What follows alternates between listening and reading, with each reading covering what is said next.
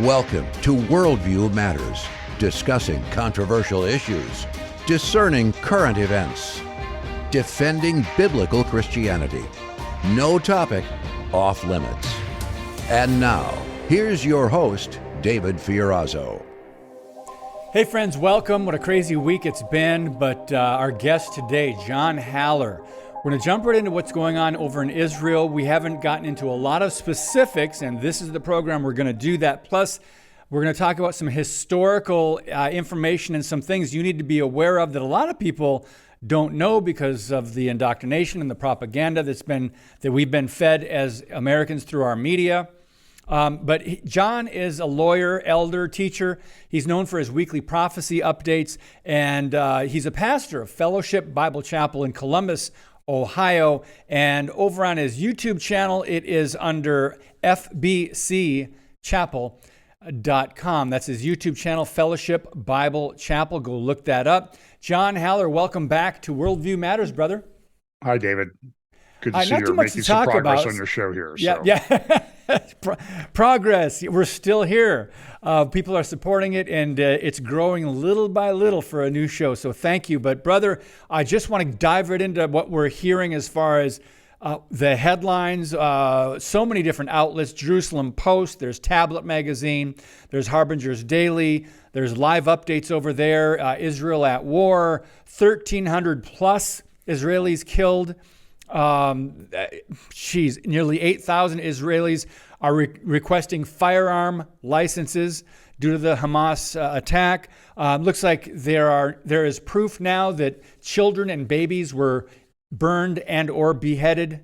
There's so many gruesome headlines, John Haller, and we're just going to talk straight and just tell people, here's what we're seeing. If you haven't watched it or seen some of these headlines, a lot of people don't want to look at them. But the rocket fire continues. Israel is fighting back. Sometimes they're being blamed for responding or retaliating. We'll talk a little bit about that. But John, we could go on and on with the 81 families plus of hostages kidnapped by Hamas. They've been contacted by government so far. So much going on. We've got so little time. So I'll just throw it over to you. Your initial response to what happened. Yeah, and so then we need to go back and talk about some history. Okay, yeah. So what I'd like to do is just sort of summarize a little bit about what's going on, what's happened, sort of set that up from a few weeks ago, then go back about 150 years, maybe 150 years to Israel and what happened. And because I think a lot of this fits into Bible prophecy, this is an incredible story. This is the story for our times. And I do believe that the world is literally on the verge of World War, if not in already, on the verge of World War III over this and the situation in Russia, Ukraine. That's also playing into this, and Taiwan and China and all these other hotspots around the world. Armenia, Azerbaijan, Armenia. I mean, it's absolutely insane. So let me give you context. So what happened, I woke up about 1 a.m. To get a drink of water on Saturday morning, October 7th. I did as I usually do. My wife yells at me for doing this. I looked at my phone. My phone was blowing up. I do speak a lot on Israel. I was invited last December to the Christian Media Summit by the Israeli government in Jerusalem. And one of the things they did during that was they took us down to Kibbutz Nirim, Nirim. It's probably the closest kibbutz to the Gaza border fence. So I've been in the communities and this community was attacked. I've seen pictures of people who were killed in the community, where a friend who was at the media summit was getting text from a lady as this terror attack was taking place in southern Israel on the morning in Israel, the morning of October 7th. It started about 6 a.m. in the morning. She was hiding out in her safe room and she could hear the terrorists roaming outside. Now, she has since been in communication that she was safe, but there were young people in that kibbutz. I know of at least one. I know there were others that were killed. As I said, it is the closest kibbutz to the Gaza border fence. So I have not slept much since then. There's a lot of things going around. There's a tremendous amount of propaganda. So here's what I think the best thing I can do is I like to state the facts. There have been over 1,300 Israelis confirmed dead. In Gaza, the air attacks, Israel has responded with devastating air attacks throughout the Gaza Strip. Gaza Strip is about a 20-mile long north to south and several miles wide east to west that sits on the Mediterranean in southwestern Israel. It is an independent country. Israel does, though, have a tremendous control over it because of the terrorism that takes place and emanates out of there, mainly through the governing party in Gaza, which is known as Hamas. It's very interesting, too, that Hamas has a biblical connection. If you go to some passages, for example, you go to Obadiah verse, I think it's 15:16, it says in English, the translation says, but for violence against your brother. Obadiah is a prophecy against Edom, the Edomites. The modern Palestinians trace their heritage to the Edomites. Edom was the son of Esau married a daughter of Ishmael. And in Genesis 36:9, it says, or 36:8, it says Esau is Edom. So there's this connection there, and there's a prophecy against Edom in Obadiah. And in the verse that says, for violence against your brothers, the pronunciation of the Hebrew word for violence there is Hamas. Wow. So I don't, in that, you can say that's a play on words. I think it's very significant. But there are 1,300 dead Israelis, 1,300 dead Palestinians within the Gaza Strip. But as this thing unfolded over time, it happened very quickly. I have spent a lot of time. There's a lot of controversy at how it unfolded. It started, the infiltrations of the terrorists started about 6 a.m. in the Gaza Strip. What they do is they have a vast network of tunnels. For example, at the kibbutz that I was, which would be in the southern part of Gaza, about 13 miles away from Gaza City, but it's flat plain land. You can see, you know how when you're out west, you can see an overpass 20 miles away. You can see Gaza City like it's right there because it's flat all the way. And then there's a fence. They've dug tunnels all the way up, even under the fence. At times they come up on the other side. And so when Israel goes in and bombs buildings, as they're trying to do, Israel refers to this as they have these rocket attacks on regular basis from Gaza.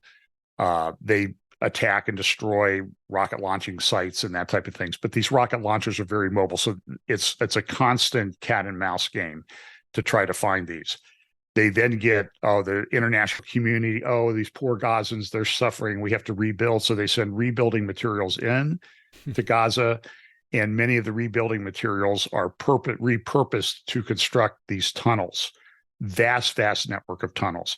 So what I suspect happened was these terrorists used the tunnels to come up near the border fence.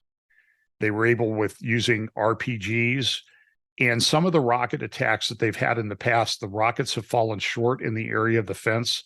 It's now thought that that was done intentionally to weaken the area of the fence. They were able to get a bulldozer through. Israel has, since this operation started, has killed 1,500 terrorists inside Israel in this small area in southern Israel. Wow. There are still some roaming at large. One of the things they did, they went in and they attacked Israeli bases in the area. They killed the soldiers in their sleep and took their uniforms. Then they went out into the communities dressed as IDF soldiers. They know from prior rocket attacks, everybody has a safe room that they head to. They went to the homes. They spoke Hebrew. They had learned Hebrew. They said, you're safe. We're the IDF. We're here to help you. The people came in, let them out, and they were slaughtered.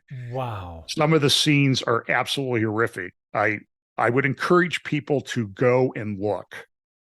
Now, there are a number of sites. Barry Weiss at the Free Press, she's a former New York Times writer, is documenting a lot of this. But even Benjamin Netanyahu's personal official Twitter account just posted a short time ago picture of a dead baby, a couple that had been burned while they were braced, I guess, and another. The pictures are inhuman. They're burning bodies. They're destroying people. In one kibbutz of about 700 people, they found about 250 bodies. There's a famous, now very viral, famous news report on I-24 News from Israel.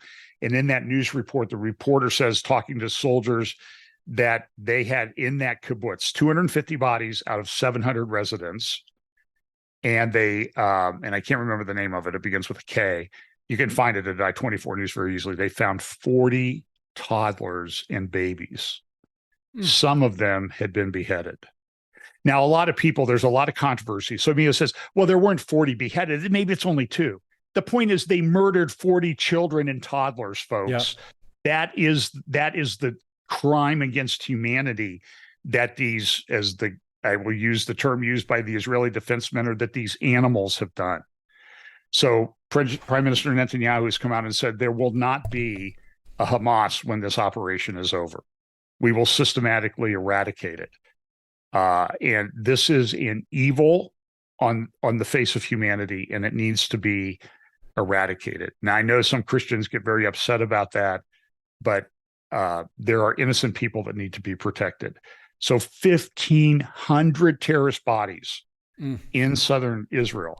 There was one that was injured in the firefights as the Israeli Defense Force finally, they were slow to respond. Okay, this was, in many respects, there was an operational and tactical and intelligence failure on the part of the Israeli government and the Israeli Defense Force. There will be accountability for that.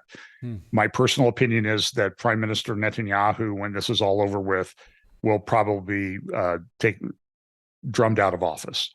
The IDF has a lot to answer for, but also understand that this appears to be an Iranian-directed op. Now, our State Department, our government has come out in support of Israel. We have sent the Gerald Ford naval carrier battle group to the Eastern Mediterranean to assist.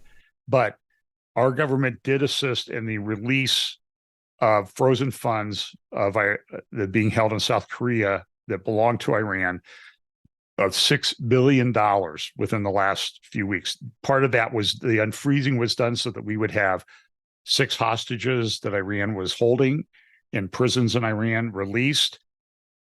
I'm very concerned that, and I don't know the exact legal procedure, that the Biden administration has not done anything to try to refreeze that money. The Biden administration has sent hundreds and hundreds of millions of dollars to the Palestinian Authority, which makes its way to Hamas, and this money is being used now in terror operations. Iran has funded this. The Biden administration came out, sorry if I'm talking fast, but there's a lot to cover. The Biden administration came out and said, well, we're not sure that Iran is involved, Secretary of State Tony Blinken said. I can take you to the Iranian Cayenne newspaper, which is an official mouthpiece of the Iranian government, and it says today, translated clearly by Middle East Media Research Institute, memory.org, we are the hands and brain and mind of the operation that took place in Hamas. That's from the Iranians' own thing. We know they fund Hamas to the tune of, I think, $100 million last year. We know that they're funding Hezbollah in the north, in Lebanon, and in Syria. And they are developing, the Iranians have been for years developing proxies throughout the northern region there. They've also been funding terror operations and cells in what we call the West Bank. This would be the area of Samaria, biblical area of Samaria, north of Jerusalem, in the mountainous region of the central spine of Israel, and the area of Judea, biblical Judea, in south of Jerusalem, like down to Hebron and Beersheba. So that's the West Bank comprises those areas. So Israel, because of that unrest there and a lot of concern of the security situation there, had shifted troops up. It was a holiday. It was the end of the feast days and the fall feast days in Israel. It was a Shabbat, and it bears very, very close resemblance to what happened 50 years ago to the day when on Yom Kippur, a feast holy day in Israel, a special Shabbat, when people would have been home with their families, everything closed down. Egypt and Syria attacked Israel in the famous Yom Kippur War. Israel eventually was able to turn that war around. Ariel Sharon did a very famous tank battle where if he had not been stopped, he would have taken over Cairo. But in the initial stages of that war, Israel was so unprepared. It was a complete intel tactical failure, much like I think we saw here, but very clever operation. But in the 73 Yom Kippur War, very interesting story.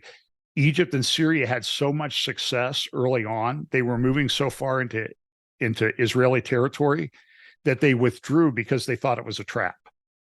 And it wasn't a trap. And I think the Lord blinded their eyes.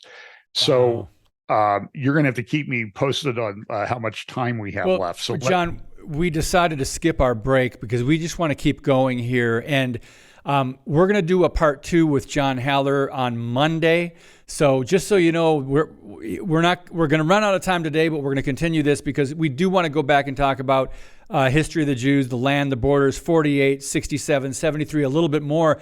But John, I want to go back to how in the world was there little accountability with the Obama administration giving money to Iran? We know that now there's a legacy that Obama had. He cozied up to Iran. He steeped himself in anti-American ideas. They used his presidency to destabilize the Middle East. And it just seems like anti-Semitism has increased greatly since the Obama years. And, you know, his hostility toward American exceptionalism might play into this. I want to get your thoughts on that. Before we can, I know we can do another whole show on that, right? The first foreign policy visit of Barack Obama, the first foreign visits were to Turkey and Egypt in the Middle East. And he gave a very famous speech. I would recommend people go to look at it. June 4th, 2009 at Al Jazeera University in Cairo, in which he talked about his love of Islam, the Holy Book of Islam. He was raised in part of his life in Indonesia. His father was at least one of the people who purport to be his father. I think his father really was Frank Marshall Davis, a radical communist. But his mother was married to an Islamic guy, and she took him to Indonesia, and he talked about hearing the wonderful call to prayer every morning, 5 times a day. And listen, I've heard this call to prayer, and it's like fingernails on a chalkboard to me because I know the truth of the religion behind it. So Obama did, during his administration, release somewhere around $150 billion to the Iranian government, $1 billion, including pallets of cash that totaled somewhere around $6 to $10 billion in cash. And for example, the money that was unfrozen recently to get the hostages released, the restriction on that is, you can't use this for anything except humanitarian aid, which is, even Tony Blinken came out recently and said, we know that they're not going to use it just for humanitarian purposes. By the way, 10 days ago, Jake Sullivan, I don't know what title is, these people between the I call it the first, second, and third Obama administrations, and then they refer to this one as the Biden administration for obvious reasons. Jake Sullivan has moved in the national security apparatus among all 3 of those administrations. He may be national security advisor. He did an interview at The Atlantic, you can find it on the internet, about maybe 2 weeks ago, 10 days ago, in which he said, yes, it's wonderful that the Middle East is more peaceful today than it has been in 20 years. Oh my goodness. I have the quote. I think I played it last week in my update. If not, I will play it in an upcoming update because I think it's a very important quote. And it's on a red background, which makes it even more dramatic. So that happened. It is very interesting. This 3 weeks ago today, just 3 weeks ago today, everybody was talking about peace in the Middle East. There were extensive discussions between, we know 3 years ago, by the way, President Trump administration under Secretary of State Mike Pompeo, his special advisor Jared Kushner, and David Friedman, the ambassador to Israel, had entered into with at least 3 Arab countries what is known as the Abraham Accords. That is because of the common heritage. The Arabs trace their their lineage back to Abraham through Ishmael. The Jews in Israel trace their background through Jacob to Abraham. So that sort of sets the stage. But Netanyahu went 2 days, 3 days after the president of Iran had gone and spoke at the UN, where he held up the Quran and kissed it about this wonderful holy book that's being desecrated around the world in protest. A man who is known quite well throughout the world as the Butcher of Tehran because of his ruthless style. He came into office a couple of years ago. He talked about, so Netanyahu, when he held up a map from India, Saudi Arabia, Israel, and the Eastern Mediterranean to Europe. And he said, my friends, we are on the verge of a new Middle East in the world where peace will reign, peace and economic prosperity will reign. I'm paraphrasing. You can get the speech. I played it in my update.